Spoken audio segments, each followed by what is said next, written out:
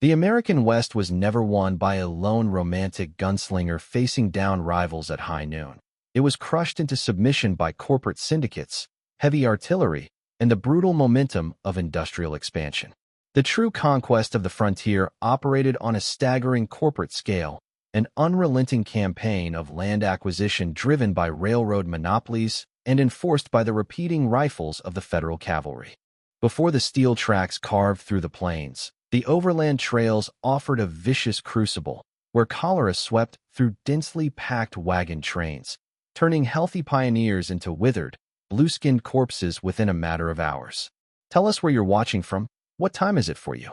Dim the lights, eliminate all distractions, and settle in as we ride directly into the dust and violence of the 19th century frontier. Westward expansion began at the muddy banks of the Mississippi River, where St. Louis operated as the primary staging ground for a continental invasion. Steamboats choked the waterways, belching thick black coal smoke into the humid air, their massive paddle wheels churning the brown water into a froth as they unloaded thousands of tons of timber, raw iron, and salted pork. Men packed into outfitting posts, tearing open wooden crates of Colt Dragoon revolvers and heavy percussion rifles. The sheer volume of material moving westward required a vast army of laborers, teamsters, and mule skinners. They greased wagon axles with thick animal fat, the pungent smell of rendered tallow and raw leather hanging heavily in the staging yards. Ambition drove this massive mobilization. Land speculators, backed by Eastern capital, dispatched survey teams ahead of the civilian migration. These advance parties hammered wooden stakes into the pristine earth, dividing unceded territory into grid squares for future sale. They laid claim to river crossings and mountain passes, establishing toll roads enforced by armed guards carrying double-barreled shotguns. There was no negotiation. Survival and dominance relied on the swift application of violence and the control of vital resources. When rival syndicates clashed over a lucrative ferry crossing, the dispute was settled not in a courtroom, but with a sudden volley of lead tearing through the timbered walls of a toll house. The physical toll of this initial push defied modern comprehension. Thousands of heavy Conestoga wagons, their canvas tops bleached white by the sun, ground deep ruts into the prairie dirt. The pioneers marched alongside their oxen, boots sinking into mud that dried into a choking, alkaline dust. The frontier demanded total physical commitment. Wheel rims snapped on hidden rocks, requiring men to construct makeshift forges on the open plains, hammering red-hot iron bands over smoking wood to keep the wagons rolling. Federal troops rode out from brick forts, their sabers rattling against heavy saddles, securing the initial routes by driving native hunting parties away from the water sources. A cavalry patrol mounts up at Fort Leavenworth, their horses turning west toward the setting sun. The grueling wagon trails spanning the Great Plains represented a geographic meat grinder, punishing any group foolish enough to underestimate the distance between water sources. The Oregon and California trails stretched for thousands of miles across a brutal, unforgiving landscape. Out on the plains, blinding blizzards could drop ambient temperatures by 40 degrees in a matter of hours, freezing draft animals where they stood in their traces. Pioneers desperate for warmth resorted to burning dried buffalo dung, the acrid, earthy smoke stinging their eyes and clinging to their heavy wool coats. Sickness proved far more lethal than any territorial skirmish. Waterholes, fouled by the carcasses of dead livestock left by previous wagon trains, became breeding grounds for disease. Men, women, and children drank the murky, stagnant water out of sheer desperation.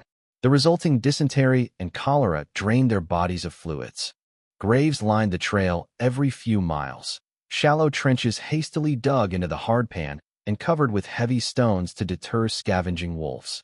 Those who survived the plains still faced the imposing granite walls of the Rocky Mountains and the Sierra Nevada. The ascent required brute force. Wagons had to be dismantled and hauled up sheer rock faces using heavy hemp ropes and block and tackle systems. Greed fueled the crossing. Entire communities uprooted themselves, driving their wagons relentlessly forward to secure massive tracts of agricultural land in the Willamette Valley or to strike it rich in the mountain streams. Wagon masters drove their teams to exhaustion, whips cracking over the backs of bleeding oxen. Stragglers were abandoned to the elements. Rival wagon companies raced each other to secure the best grazing spots along the Platte River, sometimes employing armed outriders to block access to fresh water. A hired guard levered a fresh cartridge into his Winchester, leveling the barrel at a thirsty pioneer who stepped too close to the riverbank. The sensory assault of the trail was relentless. The choking bite of alkali dust coated the throat, while the constant, deafening squeal of ungreased wooden wagon wheels caused a ringing in the ears that lasted for months. Men marched with their heads down, faces wrapped in filthy bandanas, leaning their entire body weight against the wagons to push them out of deep mud bogs. The land extracted a physical price for every mile gained. Rain turned the trail into a thick paste that sucked the boots right off their feet. Out in the vast emptiness, a lone scout dismounts, pressing his palm against the sun-baked earth to feel the distant vibration of an approaching herd. The discovery of gold at Sutter's Mill triggered a massive, chaotic human stampede that permanently altered the trajectory of the continent. The gold rush was not a romantic adventure. It was a frenzied, violent extraction of wealth that stripped the land bare and birthed sprawling, lawless mining camps overnight. Thousands of men descended on the Sierra Nevada foothills, wielding heavy iron picks and steel shovels. They tore down entire forests to construct flumes and sluice boxes, diverting rivers from their natural courses to expose the gold-bearing gravel beneath. These early boomtowns were chaotic, temporary settlements built from canvas tents, rough-hewn pine boards, and sheer desperation. The muddy streets functioned as open sewers. In the roaring saloons, the smell of sulfur from unwashed clothes mixed with the sharp tang of stale whiskey and the heavy smoke of cheap cigars. Men worked waist-deep in freezing mountain streams, swirling heavy tin pans until their hands cracked and bled from the frigid water. They extracted flakes of raw gold, stashing the precious metal in leather pouches hung heavily around their necks. Competition for claims sparked immediate violence. Claim jumpers armed with Colt revolvers raided isolated camps under the cover of darkness, seizing the land and the day's haul. To maintain control and protect their extracted wealth, successful miners banded together to form vigilante committees. These armed mobs functioned as the sole authority in the camps, doling out frontier justice with swift, brutal efficiency. When a thief was caught stealing a poke of gold dust, he was not granted a trial. He was dragged to the nearest sturdy oak tree, a rough hemp rope thrown over a thick branch. The physical enforcement of property rights required absolute ruthlessness. Extortion rings developed, demanding a cut of the daily wash in exchange for protection. Men who refused found their sluice boxes smashed to splinters and their tents burned to the ground. The sheer physical labor of gold extraction dominated every waking hour. Picks struck granite with bone-jarring force. Shovels scraped against river rocks. The noise of a busy camp was a constant, deafening roar of shouting men, braying mules, and the rushing water of diverted streams. Wealth poured out of the mountains, fueling the immediate construction of deep water ports and rail hubs in San Francisco. Back in the mud of the foothills, a miner slings his pickaxe over his shoulder and marches higher into the treacherous ravines. As the surface gold vanished, the era of the lone prospector abruptly ended, replaced by the crushing financial and physical power of heavy industry. Deep-shaft silver mining required massive capital, steam-powered machinery, and an army of disposable laborers. In places like the Comstock Lode in Nevada, wealthy syndicates took control. They sank vertical shafts thousands of feet into the earth, stabilizing the tunnels with massive, interlocking timbers, a system known as square-set timbering. The temperature at the bottom of these shafts exceeded 120 degrees. Men worked stripped to the waist, swinging heavy sledgehammers against steel drill bits, their sweat evaporating instantly in the suffocating heat. The environment inside the mines was a sensory nightmare. The air hung thick with rock dust and the toxic fumes of dynamite. Blasting crews packed high explosives into drilled holes, lighting the slow fuses and running for the heavy iron cages. The resulting detonations shook the mountain, sending a concussive shockwave up the shaft that rattled the teeth of the men waiting above. Cave-ins crushed laborers under tons of jagged rock. Flooding underground hot springs boiled men alive in the dark. Yet, the hoists never stopped moving, pulling enormous iron buckets of silver ore to the surface day and night, in a relentless extraction of wealth. These deep-mine boomtowns developed sophisticated, brutal economies. Giant stamping mills operated constantly, crushing the silver ore into a fine powder. The deafening roar of the massive iron stamps could be heard for miles, vibrating the floorboards of every saloon and brothel in town. Labor unions attempted to organize, demanding safer conditions and higher wages. In response, the mining syndicates imported heavily armed Pinkerton detectives. These hired guns stood at the mine entrances wielding Winchester repeating rifles, breaking strikes through intimidation and physical beatings. The control of the town rested entirely in the hands of the mine owners, who dictated the local law through purchased sheriffs and paid judges. Virginia City and Deadwood swelled with gambling halls, assay offices, and heavy timbered banks. Wealth flowed into heavily guarded vaults, protected by reinforced steel doors and guards carrying double-barreled shotguns. The physical reality of the boomtown was one of relentless noise, choking coal smoke, and the constant threat of catastrophic violence. A heavily armored stagecoach loaded with silver bullion pulls out of the town square, flanked by 6 riders holding their rifles at the ready.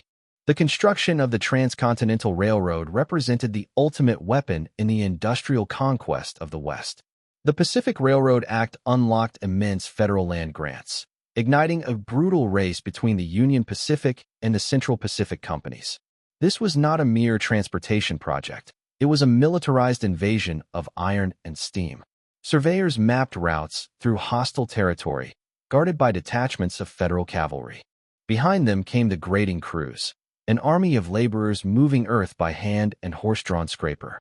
They built massive earthen fills and blasted deep cuts through solid granite, reshaping the continent to accommodate the shallow grade required by the steam locomotives.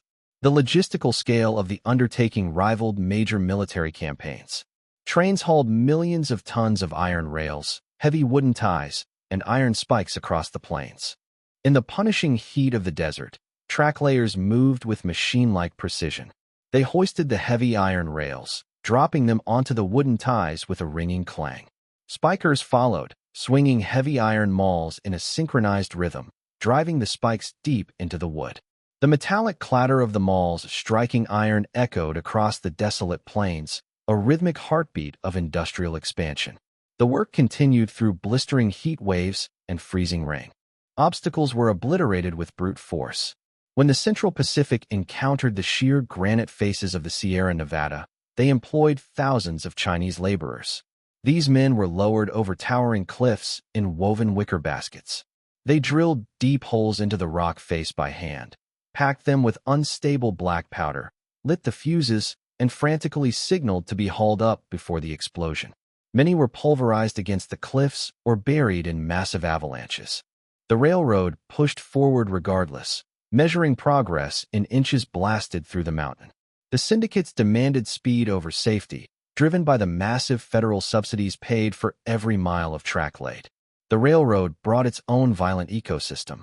Hell-on-wheels towns followed the construction camps, temporary settlements of canvas tents offering whiskey, gambling, and prostitution.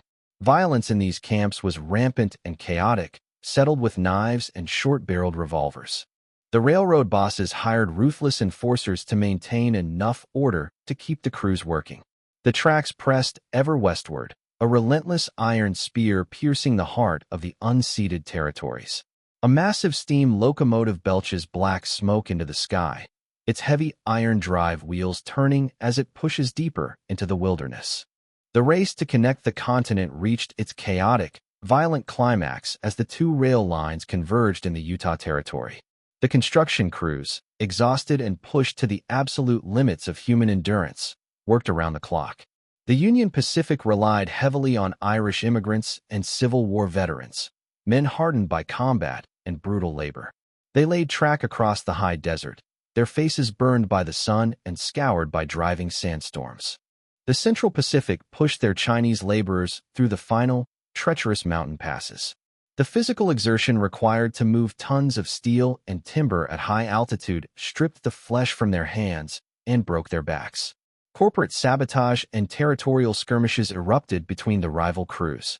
As the grading lines ran parallel to each other, laborers hurled heavy rocks and ignited explosives near opposing camps to delay progress.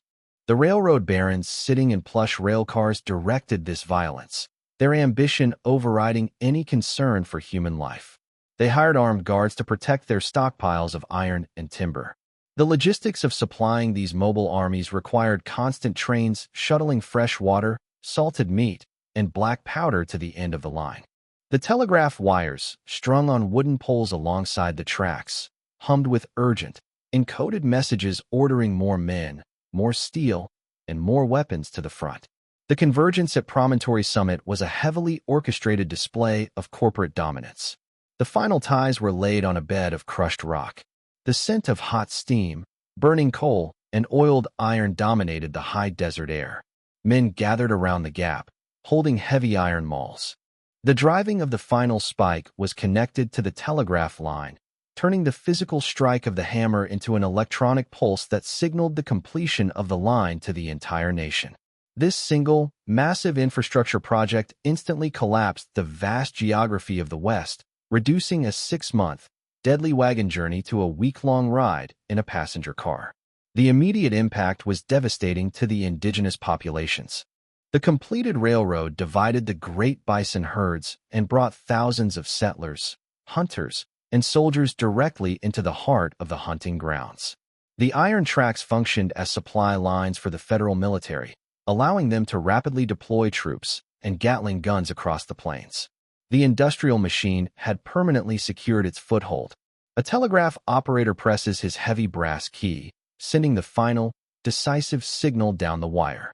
The systematic destruction of the American bison was not an ecological accident. It was a deliberate, industrialized slaughter designed to crush the plains tribes by eliminating their primary food source.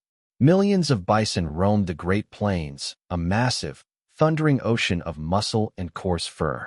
The arrival of the railroad unleashed armies of professional hide hunters.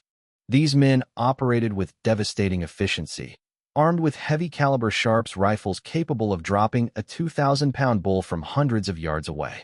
The hunters positioned themselves on ridges, firing rapidly into the herds until the thick barrels of their rifles blistered their hands and had to be cooled with canteens of water. The plains became a massive, rotting abattoir. Skinning crews followed the hunters, driving sharp steel knives through the thick hides, employing teams of horses to literally rip the skins from the massive carcasses. They left millions of tons of meat to rot in the sun. The stench of decaying flesh rolled across the prairie for miles, a suffocating, putrid odor that attracted massive clouds of black flies and packs of scavenging wolves. The hides were stacked in massive, towering piles at the railroad depots, bound tightly with heavy ropes, and loaded onto eastbound freight cars to be processed into industrial leather belts for eastern factories. This organized slaughter served a dual purpose for the federal government and the railroad monopolies. By eliminating the bison, they cleared the plains for the impending invasion of massive cattle herds, and they effectively starved the indigenous tribes into submission. Military commanders actively encouraged the hunters, supplying them with ammunition and providing cavalry escorts to protect them from retaliatory raids.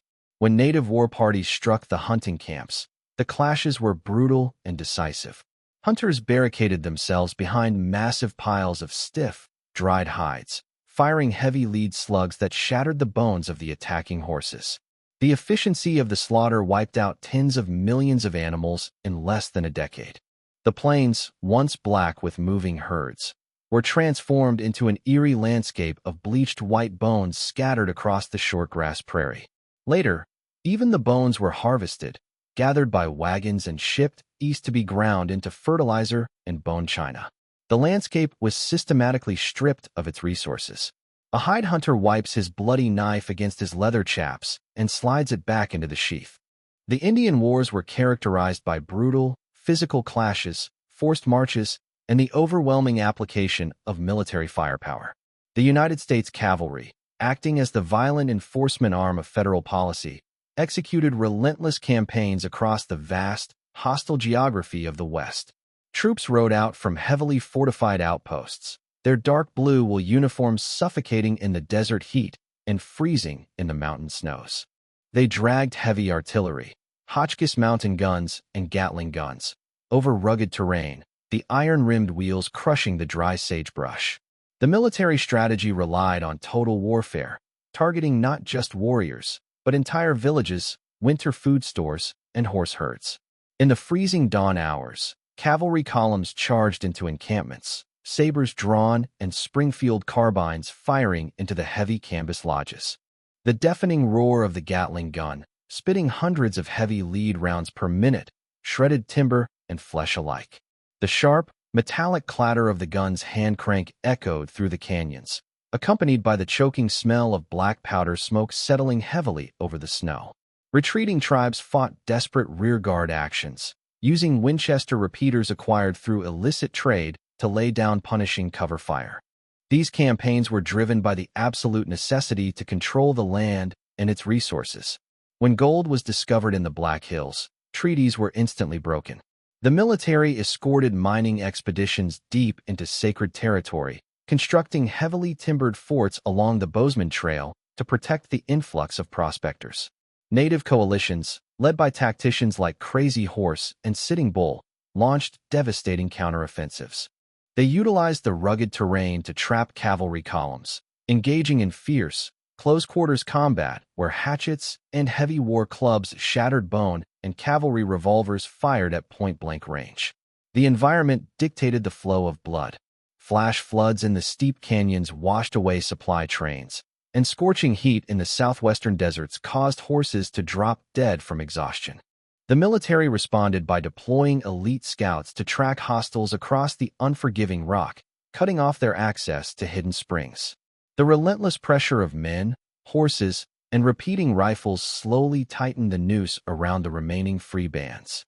A cavalry sergeant yanks the reins of his exhausted mount, raising his carbine to scan the ridgeline. The final phase of the military campaigns resulted in the forced relocation of entire populations onto desolate, heavily guarded reservations. This process was executed through brutal winter campaigns designed to break the physical will of the tribes. General Sheridan ordered his troops to strike when the snow was deep and mobility was impossible.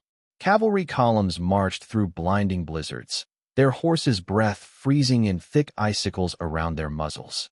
They located winter camps hidden in deep valleys, surrounded them in the darkness, and attacked at first light, torching the lodges and slaughtering the massive horse herds that represented the tribe's wealth and mobility. The survivors were subjected to grueling forced marches across hundreds of miles of frozen terrain. Men, women, and children walked under the constant guard of soldiers carrying loaded rifles. Those who collapsed from exhaustion or froze in the bitter wind were left where they fell in the snow. The destination was often barren, alkaline land incapable of supporting agriculture. The government agencies tasked with supplying these reservations operated with staggering corruption. Indian agents hoarded heavy wool blankets and barrels of salted beef, selling them on the black market while the captive population starved. Rebellions against these conditions were met with overwhelming lethal force. Breakouts from the reservations triggered massive manhunts. Cavalry units utilized the telegraph network to coordinate troop movements, cutting off escape routes and surrounding the fleeing bands. At Wounded Knee, a botched disarmament escalated into a chaotic, point-blank massacre. The rapid fire of Hotchkiss guns ripped through the frozen encampment, the heavy explosive shells detonating among the fleeing families, throwing jagged iron shrapnel and frozen dirt into the air. The bodies froze solid in twisted shapes before the burial details arrived with heavy iron shovels. The physical confinement was absolute. The reservations were bordered by military forts, the high wooden palisades serving as a constant reminder of the overarching power of the federal government. The native populations were stripped of their weapons, their horses, and their freedom of movement. The vast, open plains were permanently partitioned. An infantry guard slams the heavy iron bolt of his rifle forward, locking a fresh round into the chamber as he walks the perimeter. With the plains cleared of bison and native tribes, the massive Texas cattle drives surged northward, birthing the violent and highly lucrative cattle era. Millions of longhorn cattle, carrying heavy racks of sweeping horns, were driven out of the southern brush country. The cattle barons demanded rapid transport to the northern railheads, employing armies of tough, violent men to move the herds. The trail was a massive, moving industrial operation. The deafening roar of a cattle stampede could shake the ground for miles, as thousands of heavy hooves tore the prairie turf to shreds. The physical demands placed on the trail crews were extreme. Cowboys rode drag at the rear of the herd, choking on dense, thick clouds of dust that coated their lungs and burned their eyes. They spent 18 hours a day in heavy leather saddles, crossing treacherous, swollen rivers where strong currents dragged horses and riders beneath the muddy water. The smell of wet cowhide, horse sweat, and the burning iron of the branding fire dominated their existence. When storms rolled across the plains, lightning struck the herds, sparking chaotic stampedes that required riders to gallop blindly into the darkness to turn the terrified animals. Boomtowns like Dodge City and Abilene erupted at the end of the trails. These railheads were built specifically to load massive quantities of beef onto eastbound trains. The massive wooden cattle pens stretched for acres, reeking of manure and raw terror. When the trail crews hit town, flush with cash and exhausted from months on the trail, they unleashed massive violence. Saloons operated around the clock. Prostitution and high-stakes gambling thrived. The sound of piano music mixed with the sharp cracks of Colt revolvers as disputes over cards or women spilled through the swinging wooden doors and out into the muddy streets. The cattle barons controlled the economy, dictating prices and buying off local politicians. They hired heavily armed range detectives to ruthlessly eliminate rustlers. Men caught altering a brand with a running iron were promptly hanged from the nearest telegraph pole, their bodies left swaying in the wind as a grisly warning to others. A massive steam locomotive backs heavily into the stockyards, the iron couplings smashing together with a violent clang. The massive influx of cattle onto the open plains ignited bloody range wars, as powerful cattle barons violently suppressed any competition for water and grass. The vast stretches of public land were violently monopolized by heavily armed syndicates. In conflicts like the Lincoln County War, rival factions utilized hired guns, assassinations, and sieges to control the lucrative beef contracts supplying the military forts and Indian reservations. This was corporate warfare waged with repeating rifles. The violence was not random.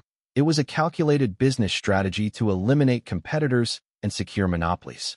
The physical landscape became a heavily contested battleground. Small ranchers and homesteaders who attempted to fence off water sources found their wire cut, their cabins burned to the foundations, and their livestock slaughtered. The cattle barons imported squads of professional killers from Texas, men who operated with total impunity. These hit squads rode through the territory under the cover of darkness, surrounding isolated homesteads and firing dozens of rounds through the thin wooden walls, killing anyone caught inside. The smell of burning pine and the sharp scent of expended black powder drifted over the ruins.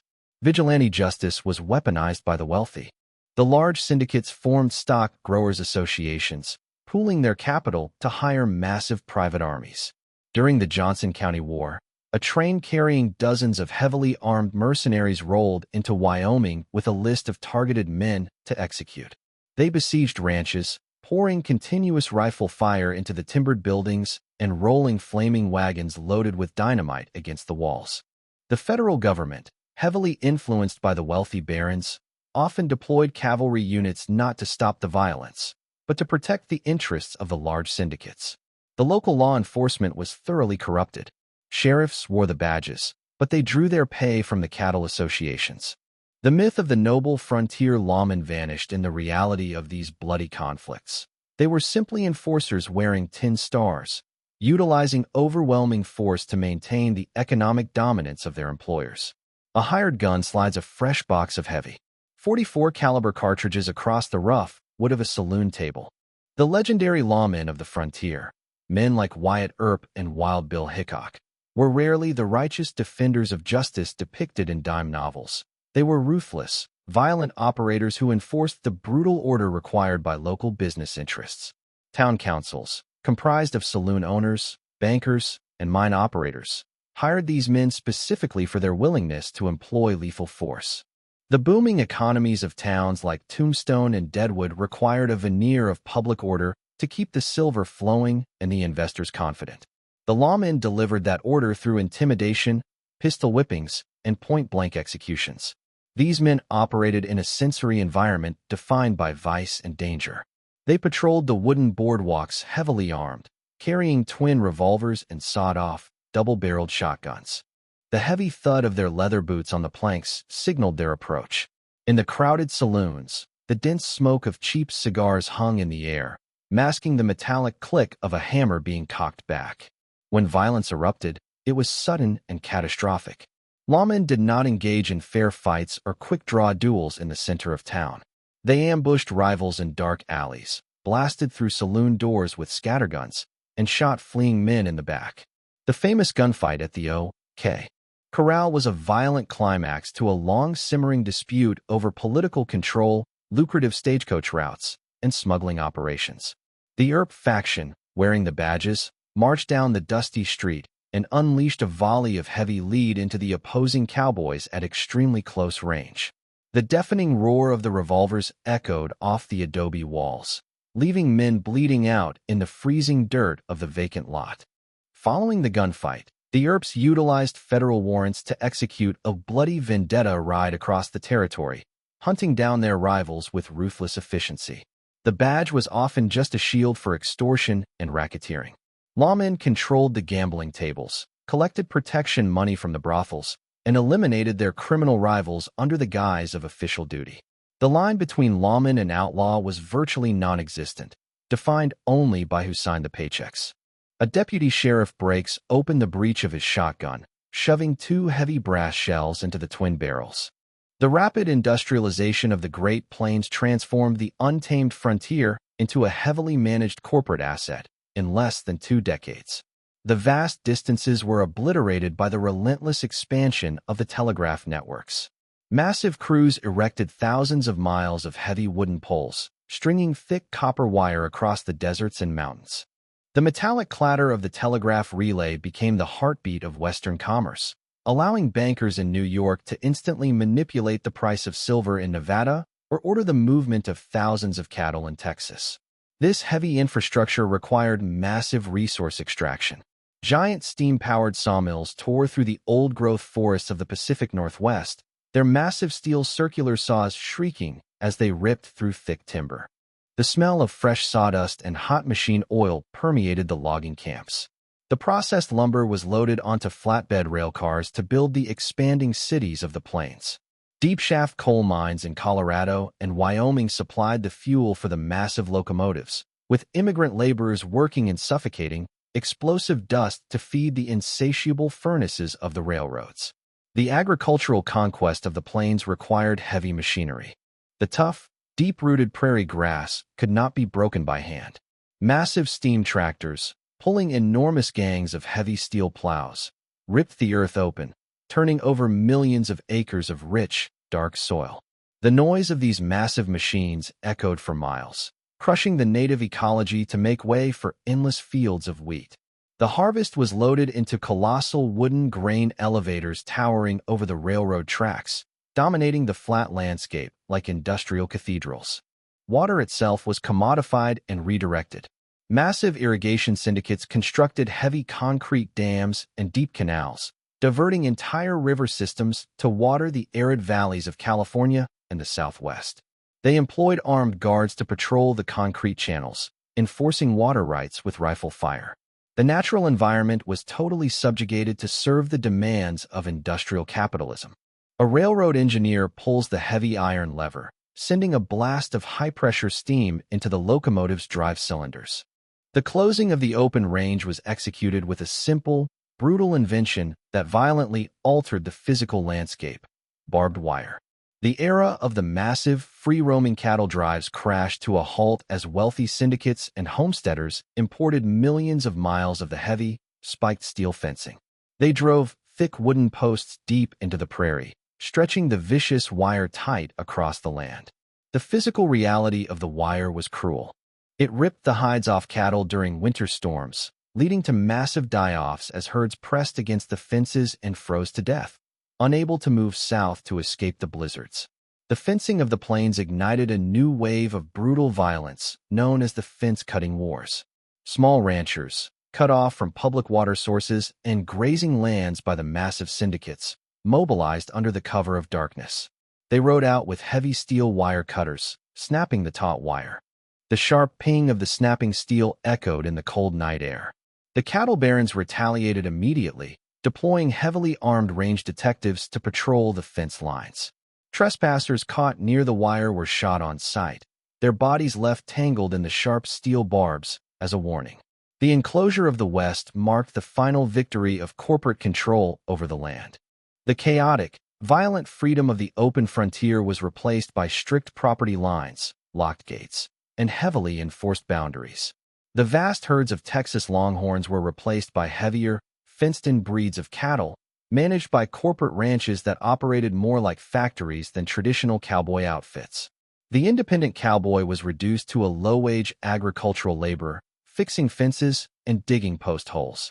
The transition from wild territory to managed grid was swift and absolute.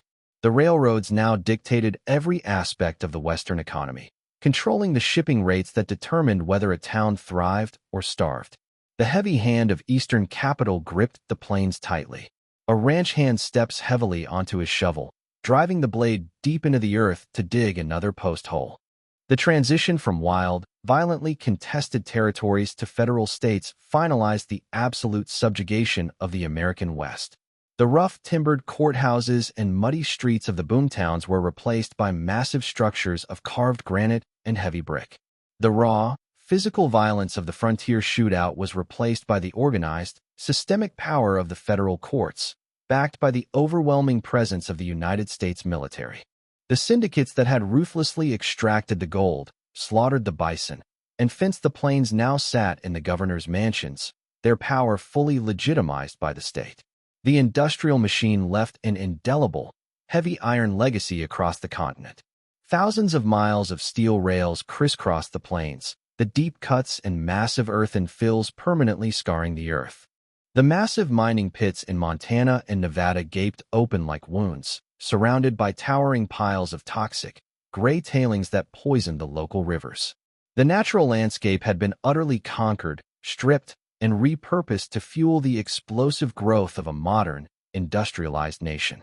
The smell of burning coal and the roar of heavy machinery replaced the howl of the wolf and the thunder of the bison herds. The true history of the frontier is written in the blood soaked into the soil and the millions of tons of iron driven into the rock. It was a staggering campaign of ambition, greed, and survival, executed by men who swung heavy hammers, fired repeating rifles, and broke the earth to their will. The romantic myths of the West fade entirely when confronted with the crushing, concrete reality of its conquest. The men who built it did not deal in legends. They dealt in lead, steel, and bone. A heavy iron bank vault door swings shut with a deafening, final crack.